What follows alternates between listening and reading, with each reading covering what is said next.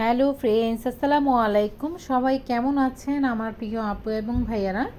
আশা করছি আল্লাহর রহমতে আপনারা সবাই ভীষণ ভালো আছেন। আলহামদুলিল্লাহ, আপনাদের দোয়া আমিও ভালো আছি।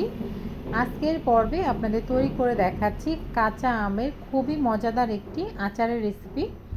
আশা করছি আপনাদের এই আচার রেসিপিটি ভালো লাগবে। আর এই আচারটা তো চুলা থেকে নামানো মাত্রই ফুরিয়ে যাবে, এতটাই টেস্টি হয়। আর এই আচারটা আপনারা 1 বছর পর্যন্ত সংরক্ষণ করতে পারবেন, সেই টিপসটা আপনাদের সাথে শেয়ার করছি। তো এখানে 1 কেজির মতো আমি আম নিয়ে নিয়েছি। আমটা ধুয়ে পরিষ্কার করে নিয়েছি। এখন আমটাকে আমি ছিলে পরিষ্কার করে নিব, তারপর আমি আমগুলোকে স্লাইস করে নিব।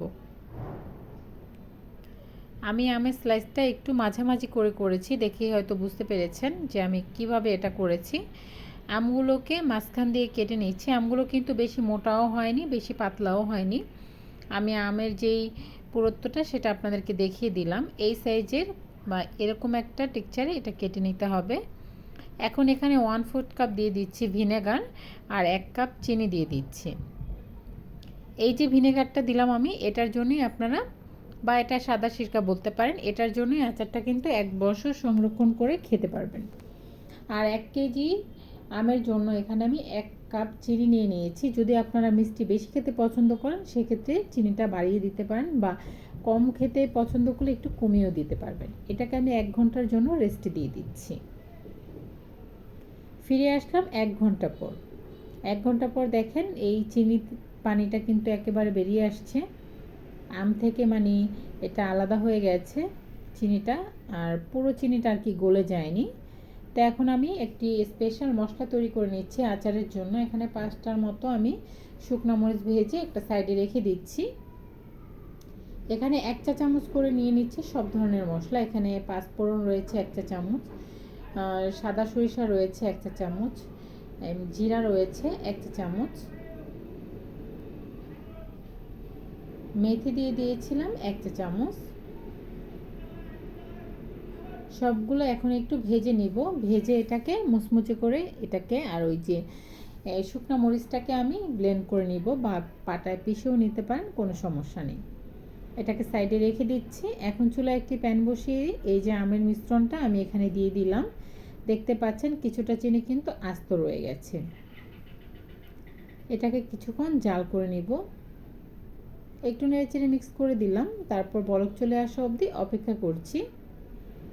যখন এটা বলক চলে আসবে এখানে দিয়ে দিতে হবে হলুদ আর মরিচের গুঁড়া। এটা একটু কালারটা সুন্দর করবে। আপনারা চাইলে এটা স্কিপ করতে পারেন, বাট টক মিষ্টি ঝাল খেতে চাইলে আপনারা মরিচের গুঁড়াটা অবশ্যই দিবেন। 1/2 চা চামচ হলুদের গুঁড়া, 1/2 চা চামচ মরিচের গুঁড়া আমি অ্যাড করে দিচ্ছি। এই পর্যায়ে দিলে যে হলুদের গন্ধটা করে সেটা করবে না। এটা বলক চলে আসার সাথে সাথে এটা দিয়ে দিতে হবে।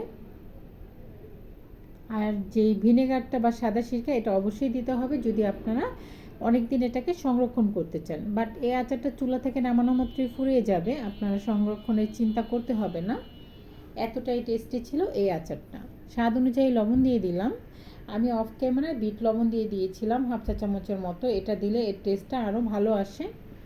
আর এখানে কিছু শুকনা মরিচ রয়েছে, দেখেই হয়তো বুঝতে পারছেন। এগুলোকে আমি একটি কাঁচির সাহায্যে এটাকে কেটে দিয়েছি ছোট ছোট করে, বাট এটার ভিতরে যে বিচিটা রয়েছে সেটা আমি কিন্তু এখানে দিব না। এতে করে দেখতেও সুন্দর লাগবে, আর খাওয়ার সময় কিন্তু একটু হালকা ঝাল ঝাল লাগবে, ভালোই লাগবে। একটু অনেকটা সময় রান্না করে নিয়েছি। এখন এখানে যে স্পেশাল মশলাটা তৈরি করে রেখেছিলাম সেটা দিয়ে দিচ্ছি। এটাকে দিয়ে নেড়েচেড়ে মিক্স করে নিতে হবে।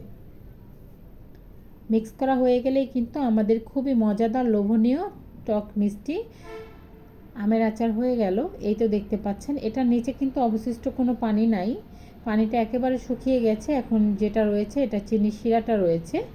তো এই যে এখন এ পর্যায়ে নামিয়ে নেব। যদি আরও বেশি শুকাতে যাই এতে করে চিনিটা ক্যারামেল হয়ে কালারটা কিন্তু নষ্ট হয়ে যাবে, এরকম সুন্দর কালার আর থাকবে না। আমাদের টক মিষ্টি আমের আচারটা কিন্তু তৈরি হয়ে গিয়েছে, দেখে হয়তো বুঝতে পারছেন কতটা সুন্দর আর পারফেক্ট এটা কালার হয়েছে। এটা খেতে ভীষণ মজার। আপনারা বাড়িতে এবার কাঁচা আম ফুরিয়ে যাওয়ার আগেই কিন্তু এটা বানিয়ে সংরক্ষণ করতে পারেন, দেখবেন সবাই অনেক পছন্দ করবে। এই আমের আচারটা কিন্তু আপনারা সব সময় মোরব্বার মতো খেতে পারবেন, বা খিচুড়ির সাথেও এটা খেতে পারবেন। খুবই মজার এই আমের আচারটা। কাঁচা আম ফুরিয়ে যাওয়ার আগে এই আমের আচারটা কিন্তু বানিয়ে নিতে পারেন। আশা করছি সহজ রেসিপি ভালো লেগেছে। সবাই ভালো থাকবেন, সুস্থ থাকবেন। আল্লাহ হাফেজ।